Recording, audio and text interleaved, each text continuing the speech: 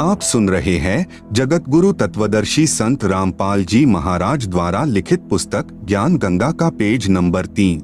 एक समय की बात है कि सभी को पता चला कि राजा परीक्षित को 7वें दिन सर्प डसेगा और उसकी मृत्यु होगी। इस बात का पता लगने पर सभी ने सोचा कि 7 दिनों तक राजा परीक्षित को भागवत की कथा सुनाई जाए ताकि इसका यहाँ से मोह हट जाए और प्रभु के चिंतन में लग जाए, क्योंकि मरते समय जिसकी जैसी भावना होती है वह उसी को प्राप्त होता है। सभी ने कहा कि अति उत्तम है, लेकिन अब कथा करे कौन? इस प्रश्न पर प्रश्नवाचक चिन्ह लग जाता है। इस समय वहां उपस्थित सभी महर्षियों ने, यहाँ तक कि श्रीमद् भागवत सुधा सागर के रचिता महर्षि वेद व्यास जी ने भी अपने आप को कथा सुनाने के योग्य नहीं समझा, क्योंकि उनको पता था कि हमारे अंदर यह समर्थता नहीं है। इसलिए क्यों एक जीव के जीवन को नष्ट करके पाप के भागीदार बने। चूँकि 7वें दिन परिणाम आना था, इसलिए 7 दिन तक कथा सुनाने की किसी की हिम्मत नहीं पड़ी। चूँकि सभी को अपनी औकात का पता होता है,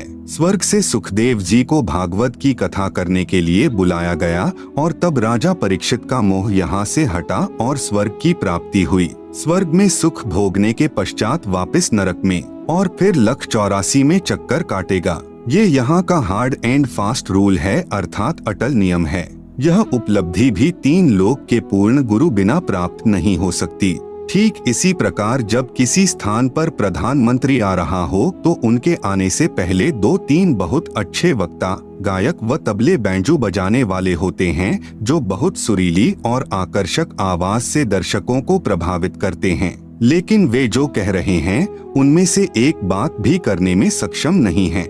लेकिन जब प्रधानमंत्री आता है तो वह कम से कम शब्दों में कहता है कि आगरा में इंटरनेशनल कॉलेज बनवा दो, चंडीगढ़ में इंटरनेशनल यूनिवर्सिटी बनवा दो, आदि आदि। सिर्फ इतना कहकर पीएम साहब चले जाते हैं। उनके कहने से अगले दिन ही वह कार्य प्रारंभ हो जाता है, क्योंकि उनके वचन में शक्ति है। और यदि यही बात आप और मेरे जैसा आम व्यक्ति कहे तो हमारी बड़ी मूर्खता होगी, क्योंकि हमारे वचन में इतनी शक्ति नहीं है, जबकि प्रधानमंत्री के लिए ये सब साधारण बात है।